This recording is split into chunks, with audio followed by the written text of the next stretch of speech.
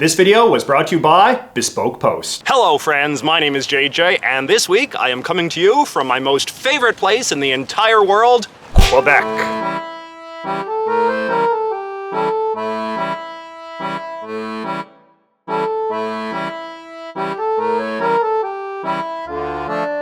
And here in Quebec, they are scheduled to have a provincial election in a couple of days, which I thought might make for a fun excuse to make a video all about Quebec politics. For you see, if we think of Canadian politics as being like the main series, then Quebec politics is kind of like the spin-off. There might be a couple of familiar names or faces to help orient you at first, but overall it is a completely distinct franchise. In every other Canadian province, politics at the local level more or less resembles politics at the national level, but not in Quebec.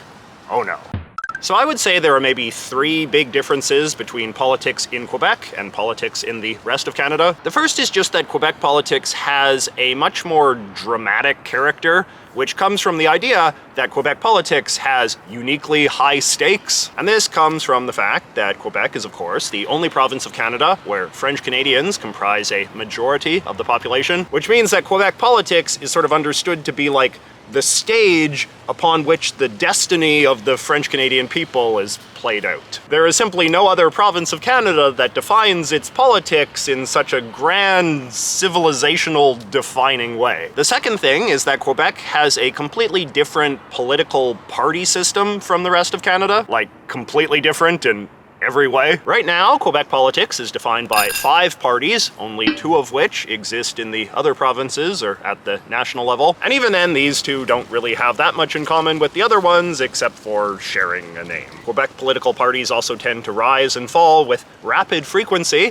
which reflects just how weak political allegiances tend to be here, both among Quebec voters and Quebec politicians. A particularly vivid example of this is the fact that all of the major party leaders currently running to be Prime Minister of Quebec were once a member of a different party. And the third big difference, which is really just a kind of synthesis of the first 2 differences, is that politics in Quebec is generally fought over a very different set of issues than politics in the rest of Canada. This is a huge contributing factor to what makes politics in Quebec often quite hard for outsiders to understand.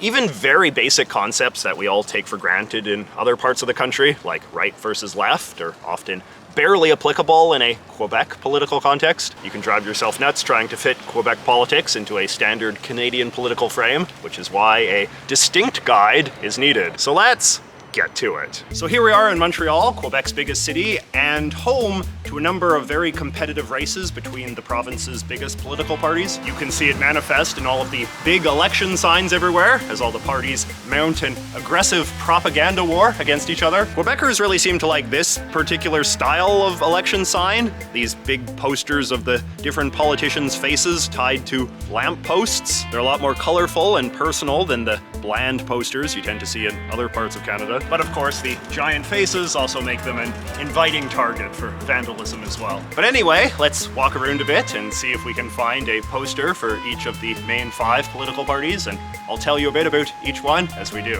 Okay, so here is one from the CAQ, which is the party that is currently in power in Quebec under Premier François Legault. The CAQ, or CAQ, is usually considered a fairly hardline nationalist populist party and the personal vehicle of Legault, who is one of the most unapologetically chauvinist leaders Quebec has had in a long time. His first term was defined by a number of aggressive initiatives designed to entrench the dominant position of French-Canadian culture in the province, including by imposing stricter legal requirements on shops, businesses, and hospitals to only use French, making an English language education harder to get, and banning Muslims and other religious minorities from wearing head coverings while interacting with the government.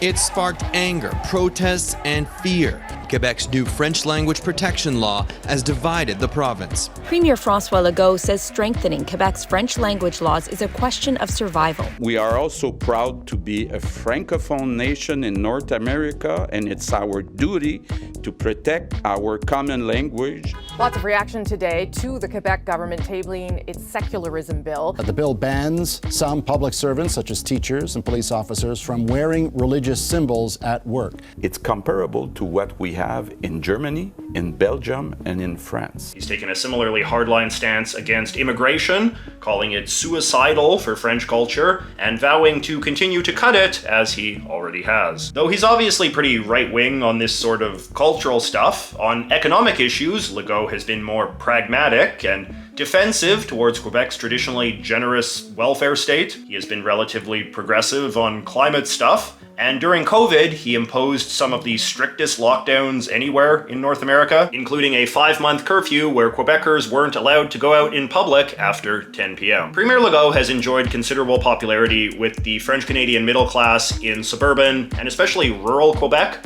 where he is seen as a competent economic manager and a fierce protector of French culture. But as a disruptor of politics as usual in Quebec, he has also spawned a lot of critics on all sides, both from old guard nationalists and more liberal cosmopolitans, particularly in multicultural Montreal. This one here is from the Quebec Liberal Party, currently the second biggest party in the Quebec Parliament. The Liberal Party of Quebec is the oldest continuously operating party in the province and traces its roots back to the traditions of 19th century liberalism that produced Canada's other liberal parties. In more recent decades, however, the Quebec version of the party has evolved in very distinct ways that kind of make it its own thing. So, Quebec was a deeply traditionalist and very Catholic society well into the 20th century. In the 1960s, however, the province underwent a period of significant secularization and social reform known as the Quiet Revolution, which was heavily pushed by the province's reformist liberal premier of the time. During the 1960s and beyond, the Quebec Liberals accordingly became seen as the party of the province's educated urbanites,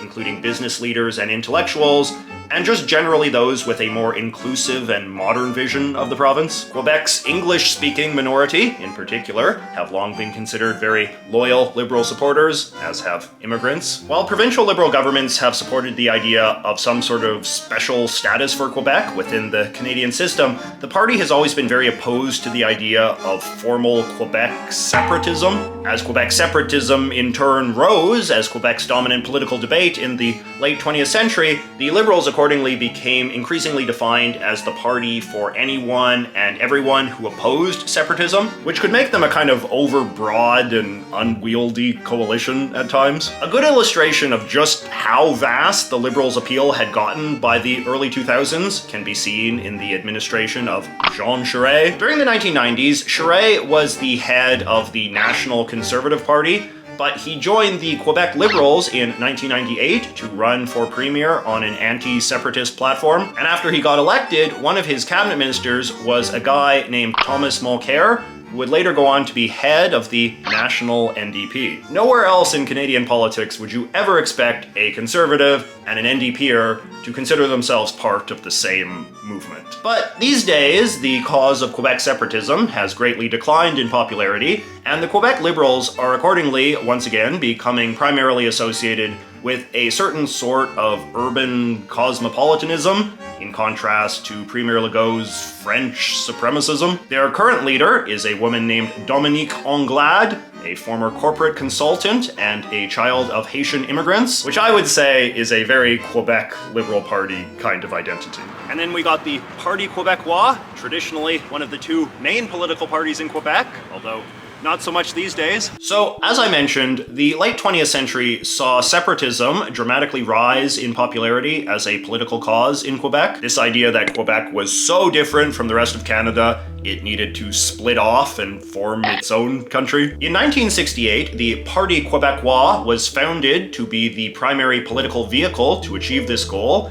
and it was repeatedly elected to power in the next few decades, though obviously it was never successful at actually achieving separatism. Like a reverse version of the Liberals, at its peak, the Parti Quebecois was a pretty broad and sometimes unwieldy coalition of people who supported separatism. Premier Legault got his start working for a separatist administration, and would have been considered on the party's more right-wing, sort of ethno-nationalist side. But there was also a leftist faction as well, who conceptualized Quebec separatism in a more Marxist sort of way. You know, liberating the Quebec people from Canada's oppressive colonialist capitalist system. Regardless, as I said, voter interest in formal separatism has declined quite dramatically in recent decades, to the point where the once mighty Parti Québécois is now in danger of becoming a fringe party. People blame this decline on a number of factors, one of which being that formal separatism is just an extremely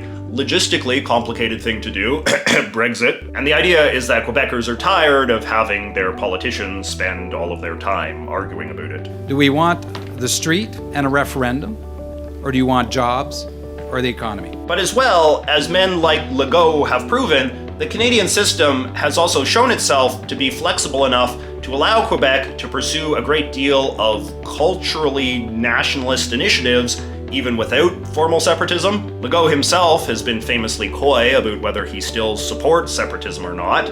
He just says that he sees no point in pursuing it as a matter of practical politics. The current head of the Parti Québécois is a guy known as PSPP, or Paul Saint-Pierre Plamondon. He is a young and fairly unknown figure in contemporary Quebec politics, further reflecting his party's decline as a substantial force. Can he keep them from falling into total obscurity? La souveraineté du Québec, elle est possible, mais surtout nécessaire.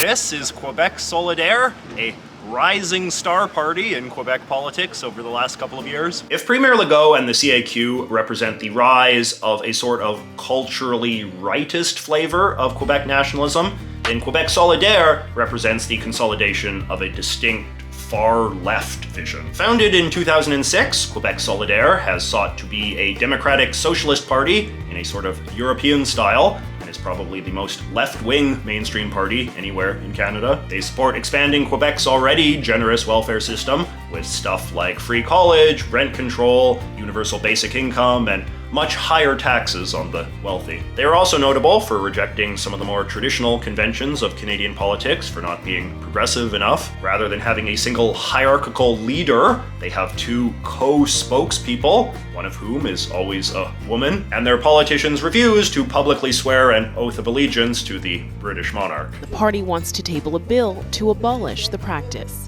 We think that MNAs elected by the Quebec people should, swear allegiance to these people, and we think it's an old and anti-democratic practice. In Quebec's last two elections, the majority of their candidates have been female. Quebec Solidaire has risen from the fringe to become a much more dominant player in Quebec politics in recent years, particularly in urban districts and with young voters. In the 2018 election, they staged a major breakthrough and became the provincial parliament's third largest party, narrowly beating out the Parti Québécois. The party's current co-heads are Manon Massy, a seasoned social justice activist in Quebec, known for her aggressively unpretentious style, and Gabriel Nadeau-Dubois, a 32-year-old who became famous as a college student for leading an anti-tuition strike against Quebec's former Liberal government in 2012. Now, I'm sure that many of you Canadian political junkies out there are thinking that Quebec Solidaire has some obvious overlap with the NDP, the left-wing party that is prominent in the rest of Canada. And while there is undoubtedly some overlap in appeal, up to and including similar branding, the parties aren't formally allied. Solidaire is actually to the left of the NDP on many issues, and overall they can be a bit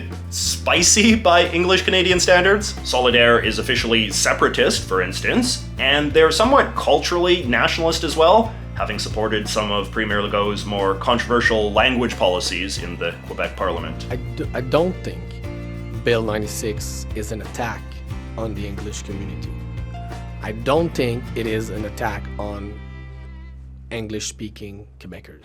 And last, we have the Quebec Conservative Party, which is one of the big question marks of this election. So, as I mentioned earlier, until the mid-20th century, Quebec society used to be deeply conservative and traditionalist, with the last great gasp of this era attributed to the long rule of former Conservative Party Premier Maurice Duplessis and his so-called Union Nationale government. The Union Nationale regime wasn't definitively kicked from power until 1970, and as Quebec became a more secular and progressive place under both Liberal and separatist governments, The Conservatives increasingly became associated with the province's more oppressive and backwards past. There has not been an official Conservative elected at the provincial level in Quebec since 1976, and the Union Nationale machine formally dissolved in the late 1980s. Right-wing voters drifted to other parties, gaining influence in both the separatist and anti-separatist movements, as that debate took precedence over standard right-left ideological fights. But then, in 2012, the Quebec Conservative Party was officially brought back from the dead,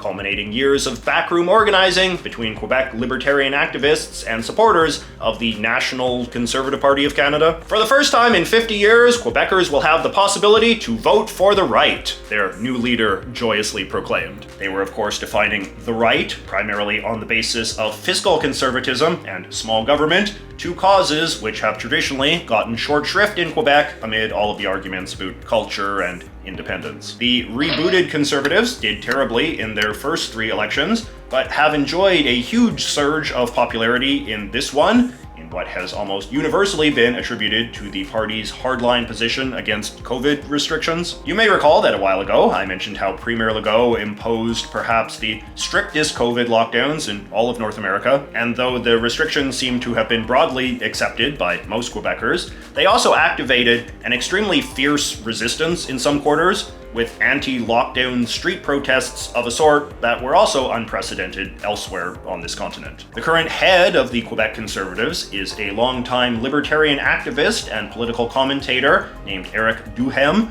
who has been very outspoken in terms of things like vaccine mandates and passports, as well as lockdowns more generally. He is in favor of bringing more general libertarian reforms to Quebec as well, but if he does well on voting day, I think it will be hard to interpret why his party's freedom to choose message suddenly resonated so strongly in this election as opposed to the previous ones, independent of the pandemic variable. I will note, however, that Duhem has also been very critical of Premier Legault's French supremacist agenda on libertarian grounds, and has accordingly been trying to compete with the Liberals as the province's leading party of minority rights. You can see that Conservative election posters often have these little No to 96 stickers on them, in reference to Bill 96, which was the Legault government's big initiative to legally mandate the use of French in most public and private spaces. All right, now that you are up to speed on all of the parties, let's see how they did on election night. But first, a word from today's video sponsor,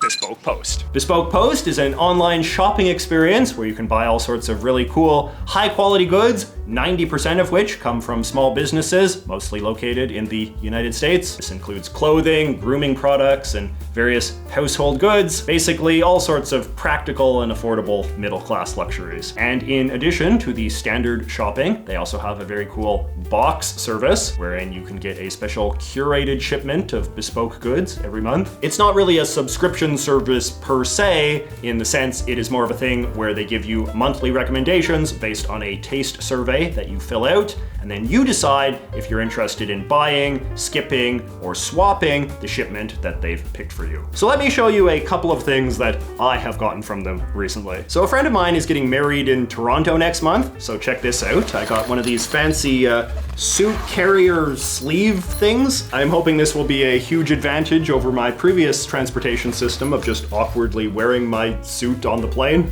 You can see it even has these cool pockets for the shoes and rolls up all nice. And then this is a thing that I have always wanted to try, a straight razor, so I can get in the habit of shaving like an old-timey guy. I haven't quite gotten the hang of it yet, but luckily this was part of their Tamed box set, so I also got a bunch of other nice shaving accessories. And lastly, this is just something that I have wanted for a very long time. It's one of these UV boxes that kill the germs on your phone or your sunglasses or whatever. I've often seen these machines at little kiosks in the mall, but now, thanks to Bespoke Post, I got one of my own. Anyway, viewers of this channel can get 20% off their first box by clicking on the link in the thing below and using the promo code JJ20, or just visiting bespokepost.com/JJ20. Bespoke Post, themed boxes for people who give a damn. So here we are at election night, having a little watch party with my good pal Sisyphus55, fellow YouTuber.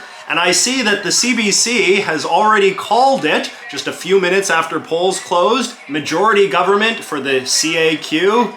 Premier Legault solidly re-elected. We have the Liberals now in second place, Quebec Solidaire in distant third, and then the Parti Quebecois only 2 seats right now. We will see how the night continues to evolve, but basically relatively predictable outcome. So as the night progressed, the CAQ's victory only got larger and larger, ending with the largest landslide victory for any Quebec political party since the 1980s. As you can see from the map, this owed in large part to their total dominance in rural and suburban Quebec, basically all of non-Montreal Quebec and part of Quebec City. In Montreal, however, it is a completely different story, with the Liberals continuing to dominate, often by very big margins, a symbol of just how resistant to Premier Legault's super nationalist vision of the province this cosmopolitan city continues to be. Quebec Solidaire, meanwhile, did not have the breakthrough they had hoped for, making basically no gains and continuing to have their popularity concentrated in just a couple of very left-wing Montreal districts. Things were even worse for the Parti Quebecois, which had its worst showing since the party's founding, and now seems officially on the fringe of Quebec politics. But, on the other hand, the showings of the lesser parties are also somewhat hard to form a coherent narrative around, only because they reflect something that is becoming an increasingly chronic issue in Canadian elections, which is the stark disconnect between the share of the popular vote a party gets and the number of seats that they win. The Conservatives were quite successful, their best showing since the old party's collapse in the 1970s, but only if you count the popular vote. Winning 13% translated to exactly 0 seats because their support was not particularly concentrated in any geographic region. In fact, all of the non-CAQ parties basically did equally good in terms of the popular vote. The Liberals just did best in terms of seats because they enjoy a certain status as a legacy party in much of Montreal, the party most trusted to reflect the interests of a bunch of districts who in many cases have always voted Liberal for many decades straight. This combination of too many parties and Canada's plurality-based voting system can really warp our understanding of what's going on with voters, and that's probably the case with Quebec tonight. But that said, what is undeniable is that the political agenda that Premier Legault is selling remains the most broadly resonant with the most voters, and that's the simple reality that is going to define Quebec politics for the foreseeable future. On a eu un message clair. Les Québécois ont envoyé un message fort. Ce soir, les Québécois nous ont dit continuons, ouais! So yeah, not a terribly unexpected election outcome, but still one that I'm happy to have been here to witness in person. Hopefully you've enjoyed my little attempt at an expose of Quebec politics. Thank you so much for watching. Do not forget to like and subscribe. Don't forget to check out Bespoke Post, and I will see you next week.